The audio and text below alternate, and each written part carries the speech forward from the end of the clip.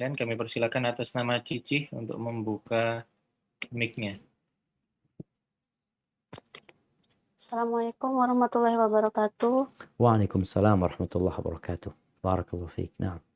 Barakallahu fiik Ustadz, jazakallah khairan atas waktunya. Saya izin bertanya, saya ini jualan istilahnya tukang kredit ya Ustadz. Mau minta tipsnya bagaimana cara kita, akhlak kita untuk menagih hutang ke pelanggan kita. Nah. Karena beberapa kali sudah didatangi tapi tidak ditanggapi, sampai akhirnya saya sendiri merasa, ya sudahlah, mungkin dia sudah tidak niat mau bayar. Tapi saya berpikirnya jadi, apakah itu menjadi tabungan saya di akhirat atau apa itu penghapus dosa saya? Mohon nasihatnya Ustadz. Jazakallah khairan. Barakallahu fiik. Ya jamaah, kalau bicara tukang kredit ini, kita jadi ingat sama debt collector ya.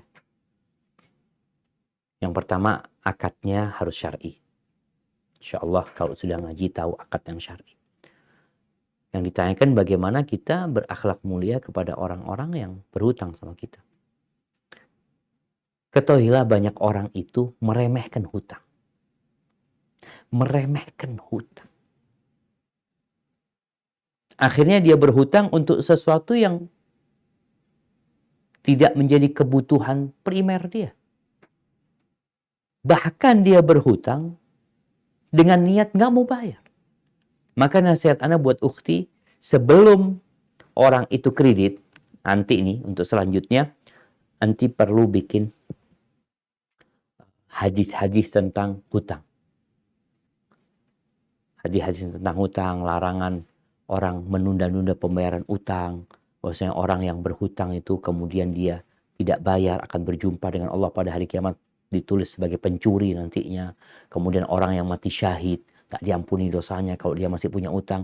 Ini dalam rangka memperbaiki keimanan saudara kita. Agar dia berhati-hati. Karena kesian ya saudara kita. Kemudian yang selanjutnya, orang yang punya hutang kemudian dia mampu membayar lalu tidak membayar. Itu atau menunda pembayaran padahal sudah jatuh temponya, yuhillu irbahu wa uqubatahu.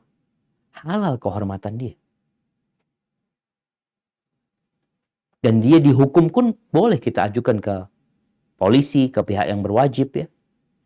Agar dia dikasih hukuman. Nggak dosa kita ketika menghukum dia, membawa dia ke hukuman duniawi. Enggak. Dan kita juga harus kasih tahu kawan-kawan kita. Hati-hati jangan ngutangin fulan. Kenapa? Nggak bayar fulan. Loh, engkau kok ngomong kayak gitu? Iya. Ana bukan ribain. Ana dalam rangka memang fulan melakukan kesalahan yang berbahaya buat yang lain. Ini termasuk babnya bab tahdzir, hati-hati. Kemudian yang keempat, kalau memang dia nggak mampu bayar, beda ya, orang nggak mampu sama orang nggak mau bayar. Kalau dia nggak mampu bayar, antum ikhlaskan, anti ikhlaskan. Nabi SAW cerita tentang seorang yang kerjanya mungkin mirip sama Yudayinun nas. Dia mengkreditkan barang sama orang. Dia berpesan kepada anak buahnya, kepada debt collectornya. Bagaimana pesannya bos kepada debt collector?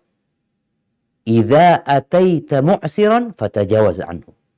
Kalau engkau ketemu orang yang mu'sir, nggak bisa bayar, nggak punya apa-apa, maka maafkan dia, ikhlaskan sudah buat dia. Akhirnya ini orang ketika pada hari kiamat disidang, nggak banyak kebaikan dia. Kebaikan dia cuma ini. Dia nyuruh kepada anak buahnya untuk memaafkan orang-orang yang nggak mampu bayar. Kata Allah Azza wa Jalla, nahnu awla bihi. Kita lebih pantas untuk memaafkan dia. Ini dimaafkan sama Allah Azza wa Jalla. Seperti itu. Adapun kalau memang orang itu akhirnya nggak mau bayar, maka bisa jadi ya anti tuntut di akhirat nggak ada masalah. Bukan diikhlaskan. Diikhlaskan itu buat orang yang nggak mampu bayar. Bukan orang yang nggak mau bayar. Hadza wallahu a'lam bissawab. Jazakumullah.